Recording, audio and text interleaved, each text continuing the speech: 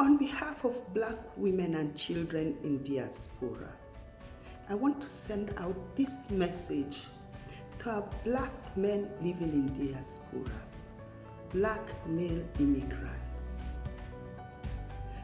I've spent over 25 years in Germany, and most Black men in diaspora have this impression that they'll come to Europe or America, work a few years, and then take their boxes and go back home.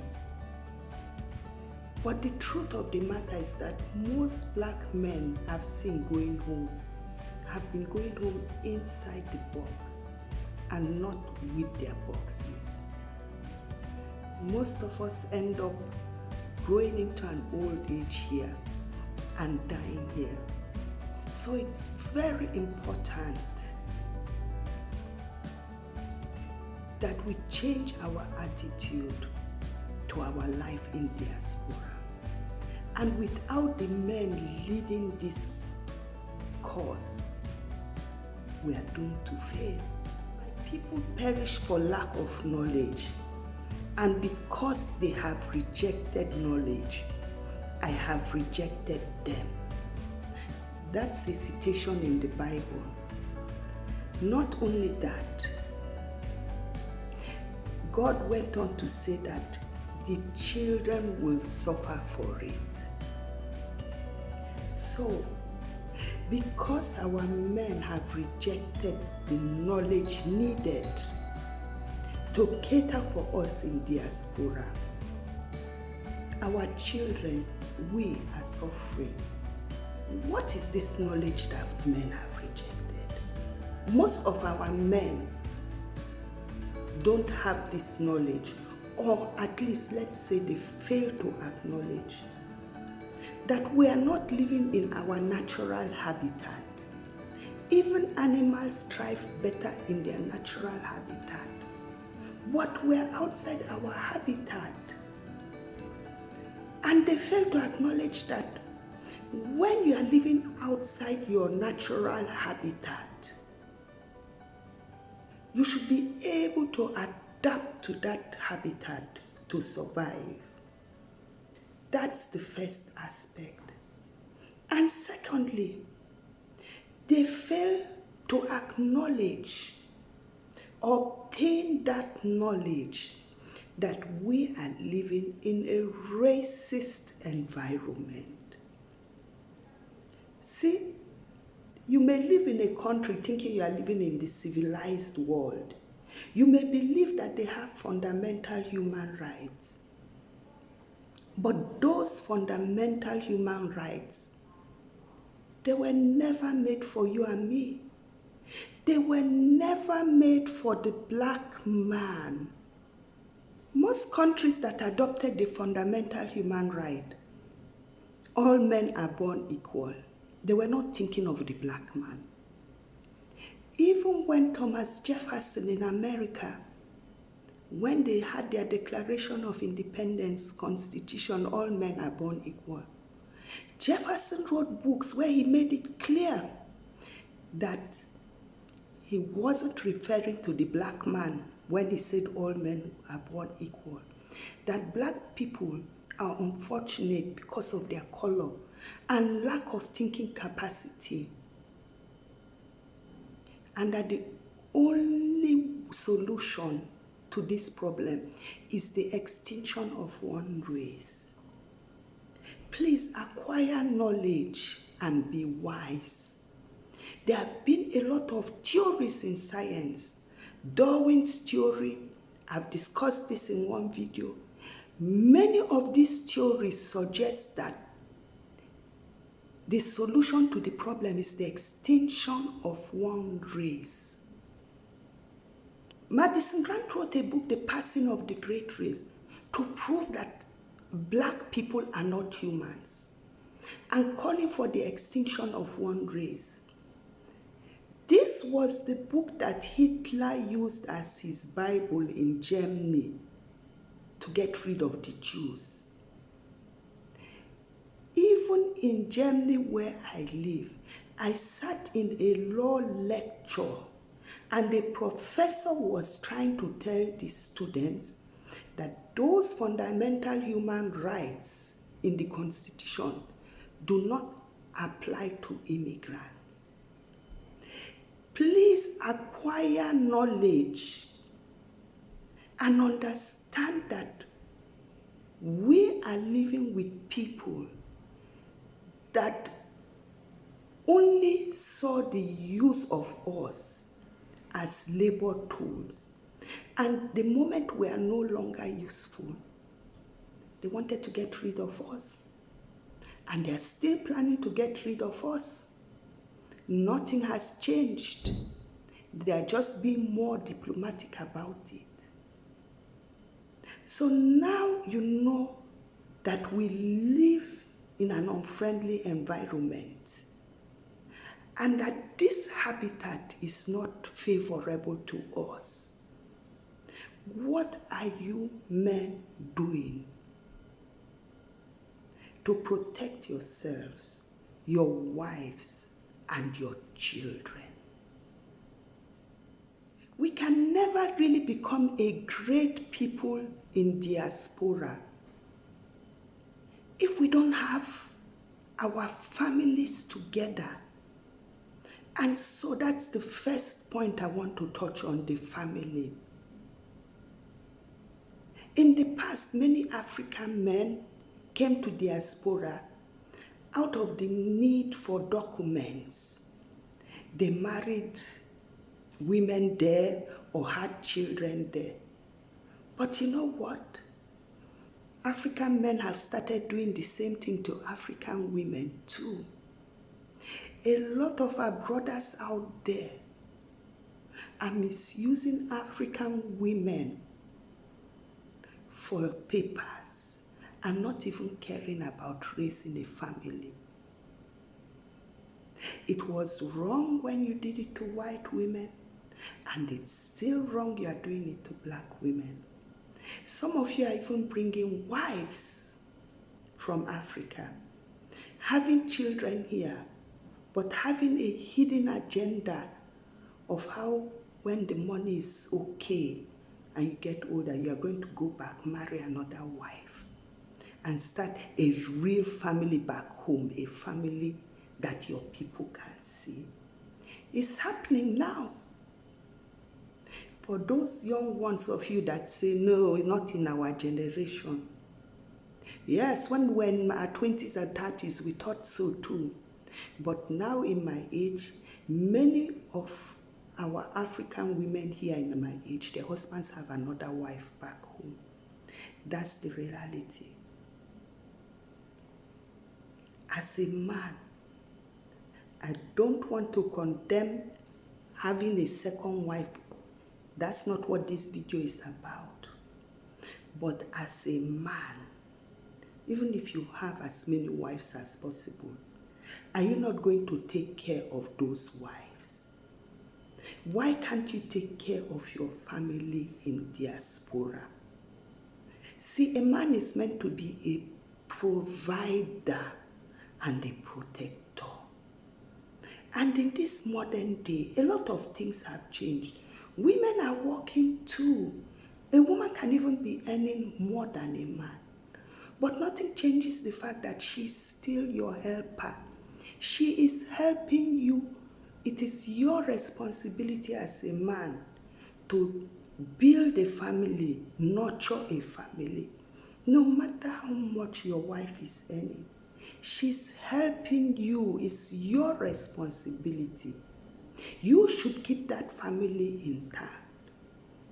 When you are providing for a woman, it's not about money. In the olden days, there was nothing like money, pounds and dollars. But men were providing for their wives. It's not just about food to eat, material things. Do you provide her with love, with protection, with self-esteem, with happiness? Do you make her feel as if she has a home away from home?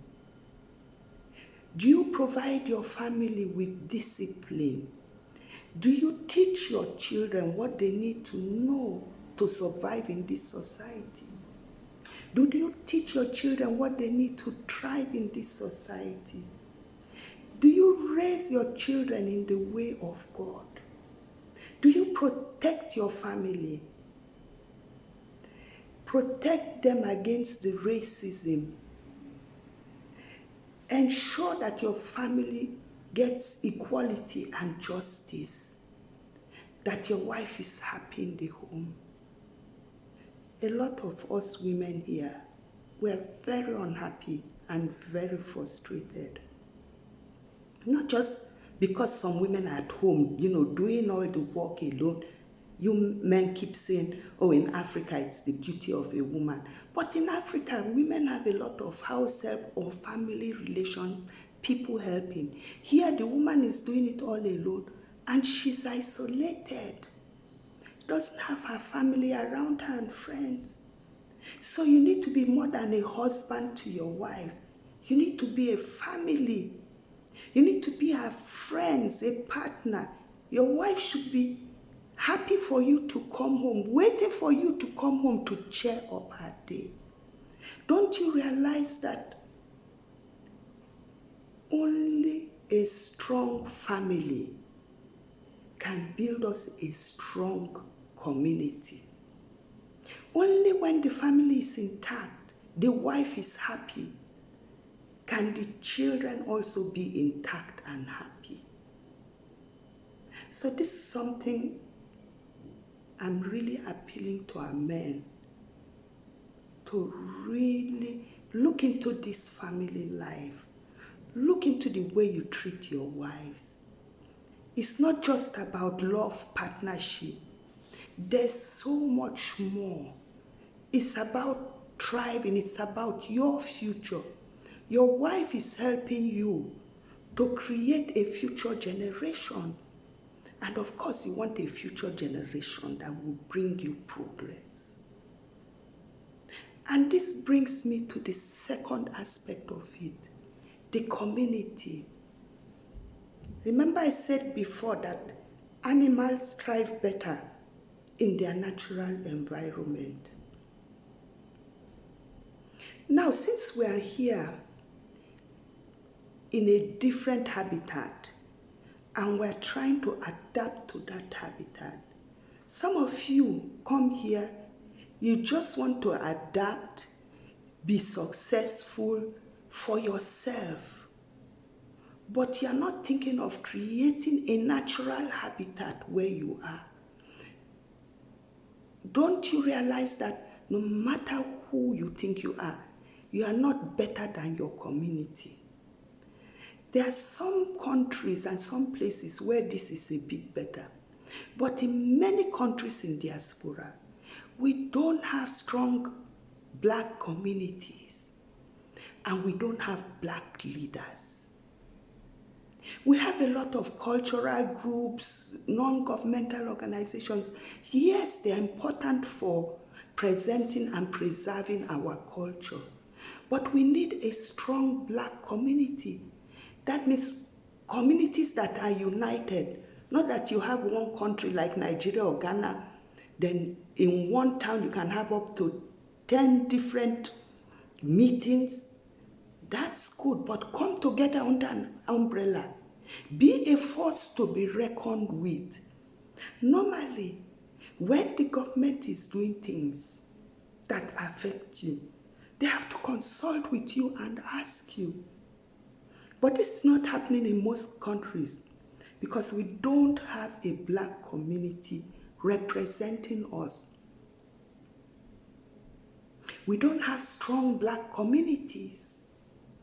And while you are sitting back, laid back, satisfied to be in your cultural meeting, the highest you do is to collect money to send a member home inside the box. Why don't you think of progressing members, their children, here while they are alive by actively taking part in the politics of the country by being a big community to be reckoned with. When they are doing something, they will say, where are the black community leaders? You are not doing that. And every country has its funds budgeted for integration, budgeted for assimilating people, budgeted for work of minorities. Now, there are few of us here in diaspora. They are having access to those fundings, doing integration work. But some of that integration work is not benefiting you as a community. That integration work may benefit us as members of society, but not as a black community. We need a part of our natural habitat here. For our children to flourish, for our children to excel, to be proud of themselves. Racism keeps telling them they are inferior. For them to flourish, we need our natural habitat here. We need our communities here. Why can't you men come together and make a strong black community? Whenever there is an issue, one by one, we keep crawling to them. Crawling to the same people that are putting us in the problem. We're crawling to them to solve our problem. For goodness sake, men, please, build strong African communities. You owe it to your wife, you owe it to your children, you owe it to God.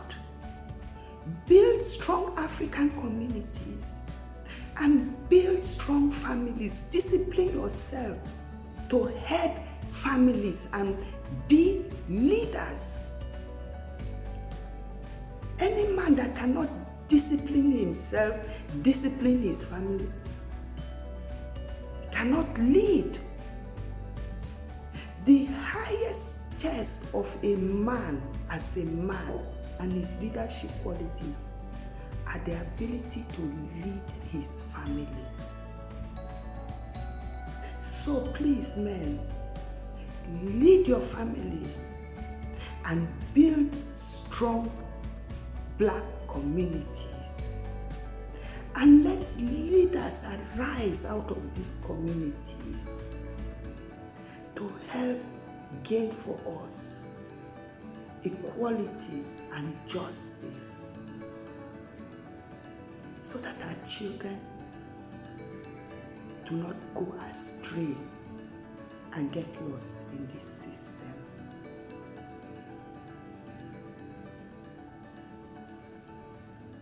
This video is not an accusation. Please, it is an appeal. And it is in good faith.